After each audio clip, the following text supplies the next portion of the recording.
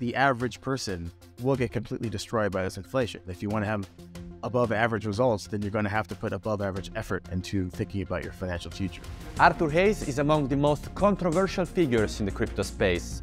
After founding BitMEX, the world's first crypto derivative exchange in 2014, he became the first African-American crypto billionaire. Last year, Hayes pleaded guilty to facilitating money laundering in the US. Now he's running an investment fund that focuses on fixing what he considers to be the problems plaguing the crypto industry. In this interview, Hayes breaks down his investment thesis on crypto, explains how Bitcoin could reach $1 million in the current cycle, and why the catalyst is likely to come from outside the industry. I'm Giovanni. On this show, we challenge the ideas that shape the world of crypto. In each episode, we assess a crypto narrative, a macroeconomic outlook, or a potentially disruptive technology. Only the most solid ideas will make it to the other side. So Arthur, at the end of last year, your family office set up a new investment fund called Maelstrom, the goal of which is fixing the problems that have been plaguing the crypto industry. So what are those problems according to you? The concrete problem in 2022 was that we got away from what we're actually trying to build here, which are decentralized companies, well, not companies, protocols, projects, obviously infrastructure to solve financial and social and political problems. And that's hard to do. Building Bitcoin is extremely successful, but it took a very long time and it was very difficult. And it's still a project in flux. Whereas it's less difficult to build a centralized company around an individual who is celebrated as very good in respective field. And you have, Sam Bankman-Fried, you have Kyle and Sue at Three Arrows, Barry Silbert at Genesis, I can't pronounce his name, at Celsius.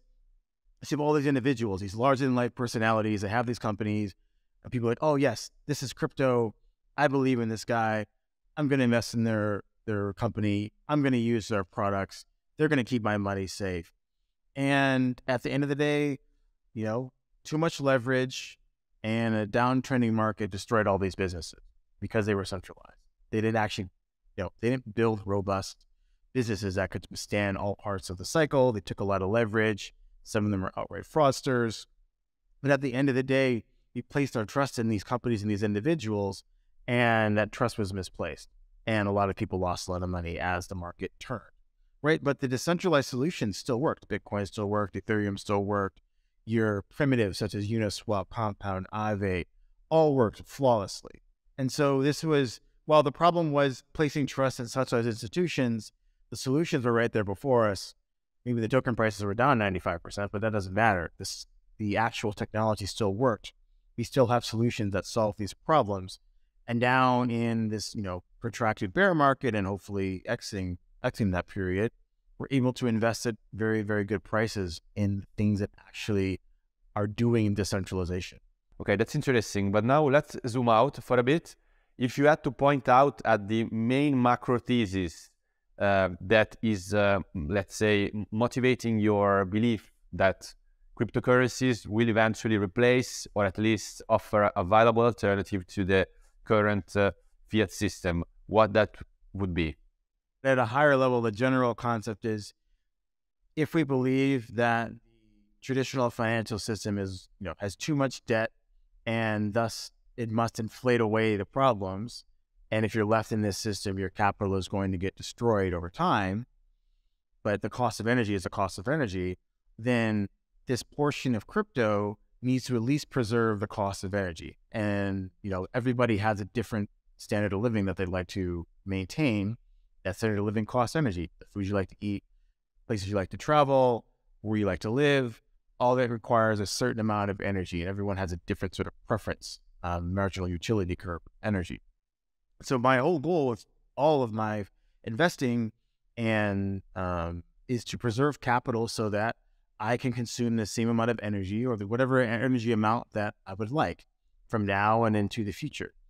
Now, if you hold all your assets in the fiat world, you're almost guaranteed not to keep up the pace of energy. At a macro level, there's so much debt in the world that unless we find, a completely new source of energy that's like, multi-factors times more efficient, and we deploy these new forms of energy into the entire world in like the next 2 years, there is no way to pay back this debt. And so the point is to find assets outside of the traditional financial system that are going to at least maintain purchasing power, in hydrocarbon terms. The average person will get completely destroyed by this inflation. And if you want to be the average person, then be the average person. If you want to have above average results, then you're going to have to put above average effort into thinking about your financial future. So recently, you also said that whether a decentralized product is going to be widely adopted by the masses will depend on factors that are outside crypto. So what are these factors are you talking about? Well, I think, we just had one. We had one in, March in the United States. We had a bank run.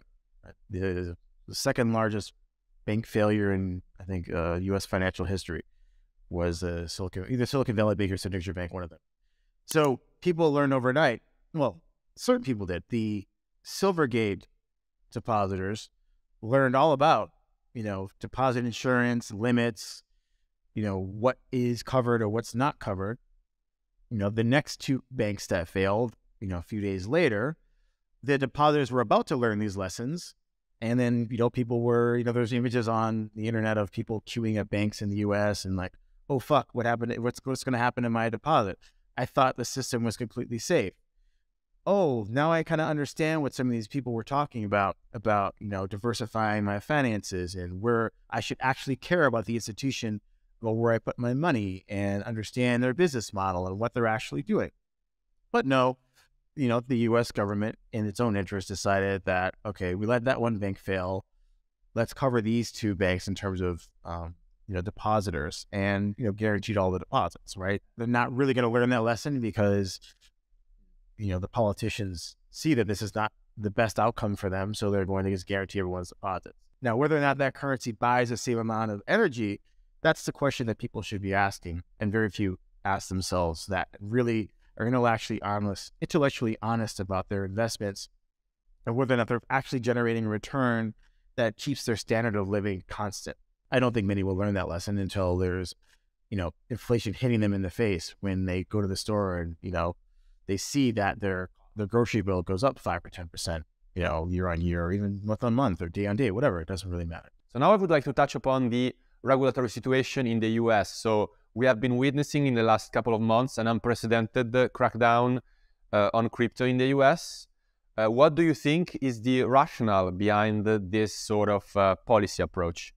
Well, again, I think people need to make sure they don't take the wrong lesson from this. And I think right now everyone's focusing, the U.S. is cracking down the crypto. This politician is saying that. This regulatory agent is saying that.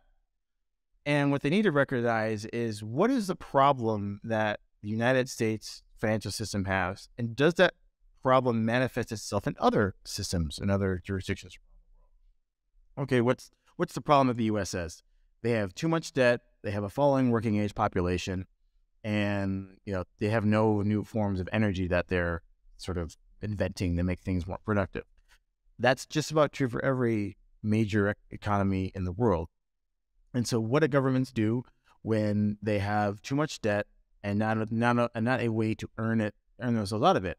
If you can convince the population that they don't need to own this crypto thing, that it's perfectly fine to get boiled like a frog with your capital in my particular jurisdiction, then you don't have a lot of capital fleeing to crypto, fleeing to any other sort of asset that they can't tax via inflation. They don't want you to go anywhere. They want your capital sit there, and they'll make a very pleasant journey to lose 20, 30, 40, 50, 60% of your purchasing power over a period of time, such that the debt load is effectively lowered and the finances are healthier. So Arthur, now I would like to discuss your price predictions for Bitcoin. So you recently said that you expect the price of Bitcoin to reach $1 million in this cycle. So can you guide us through this prediction? So I think, we're going to chop around for a bit, probably this summer, maybe we go down to 25,000, maybe we go down to 20,000, whatever. It doesn't really matter. What really matters is how is this banking crisis in the U.S. progressing? And I think sometime later this year, we're going to see another few banks almost bite the dust. And then it's going to be explicitly clear that the entire banking system is backstopped by the Fed, US Treasury. And once they do it, then all their other sycophants at all the other central banks can now follow, right? They can now do the same thing. Oh, the Fed is in quantitative tightening and gone back to essentially cutting rates. We can too, because we all have the same problems. We don't want to go through the same sort of, market dislocations that they have. So now that they've done it, oh, it's great. Powell's doing it. Christine Lagarde can do it. UITA, the BOJ can do it. PBOC can start pumping money too. Everybody's got the same problem. And now the preeminent central bank has declared uncle and said, okay, you know what? This banking thing's bad. We need lower rates to fix our banking system to, get the yield curve to be normalized again, which is short-term rates lower than long-term rates. And that's going to be the mother of all bull markets of assets. Bitcoin and crypto is going to participate in. And that's going to go, I think, sometime 25, 26. Yeah, could Bitcoin go to $1 million? Absolutely, right? There's how many hundreds of trillions of dollars of debt in the world, right? If you basically have said we're going to backstop all of it and we no longer allow the market to price what they think the long-term rate of yield should be in, the major economic blocks of the world, then, sky's the limit on where Bitcoin, a very, very small asset. Remember, the door is very small. Awesome. Thanks, Arthur, for talking to us. And I hope to see you soon on our show. Awesome. All right. Great.